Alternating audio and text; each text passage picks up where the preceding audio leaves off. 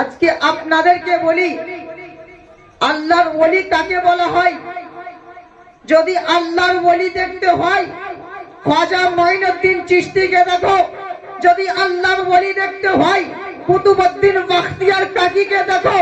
যদি আল্লাহর ওলিকে দেখতে হয় আব্দুল হক মুহাদ্দিসিন দেহলভী রহমাতুল্লাহ আলাইহিকে দেখো। যদি আল্লাহর ওলিকে দেখতে হয় শেখ সিরাজউদ্দিন পান্ডুবী রহমাতুল্লাহ আলাইহিকে দেখো।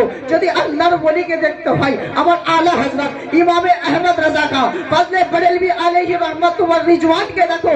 ওনারা কিরকম আল্লাহর ওলি, ওনারা কিভাবে আল্লাহর ওলি হয়েছেন, ওনাদেরকে আমাদের কিরকম ভাষাতে কিরকম ব্যবহার করতে হবে, আল্লাহর ওলির সম্পর্কে আমাদের কিরকম ধারণা রাখা দরকার, আমাদেরকে আল্লাহর ওলির সম্পর্কে কি মন্তব্য রাখা দরকার, চলুন আজকে আপনাদেরকে বলি।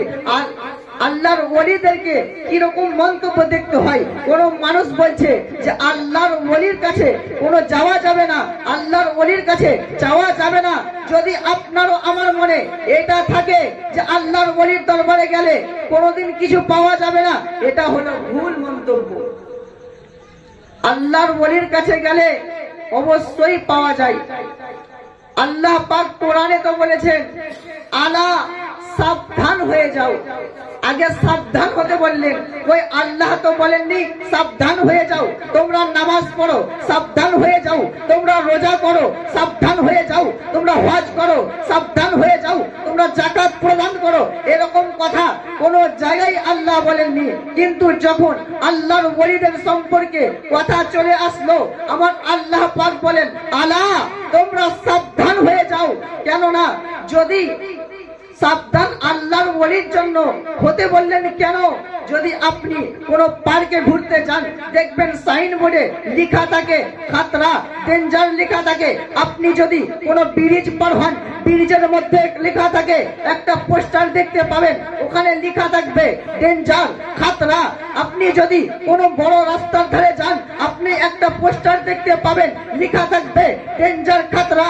আপনি ধরেন কারেন্টের জায়গায় গিয়েছেন, যেই জায়গায় কারেন্ট সাপ্লাই হয়, যেই জায়গা থেকে কারেন্ট যায় সেটাকে ট্রান্সমিটার বলা হয়। যদি আপনি ওই জায়গাতে যান আপনার ওইখানে সরকার লিখে দিয়েছে সাবধান হয়ে যাও, ডেঞ্জার লেখা থাকে।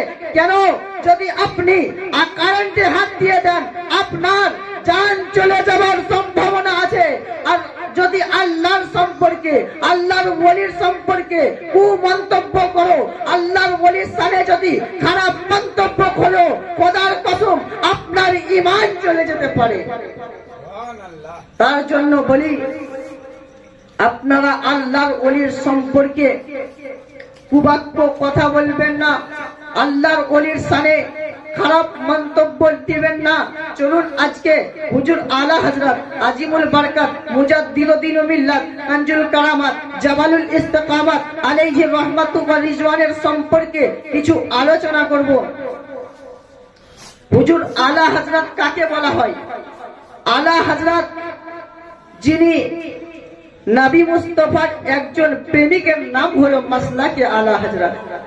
আলা হযরত ওই ব্যক্তির নাম যিনি 3 বছর বয়সে একজন আরাবিয়ান ব্যক্তির সঙ্গে দীর্ঘ সময় ধরে আরবি ভাষায় মুনাজিরা করলেন।